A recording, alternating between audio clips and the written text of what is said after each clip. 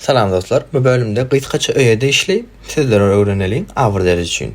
Baş üstüne kamera, oto, baye, hammam, banya, bukateriye, aşkhana, kuhnya, pat, düşek, kravat yatmak üçün, masa, stol, skaun, oturguç, frigider, soğutucu, холодильник, uşa, kapı, fereastra, pencere, ayna, kasa, öy, lampa, çıra, kanapе, divan, dolap, şkaf, perede, divar, poda, pol, keye, açar, televizor, aragaz, gaz plitası.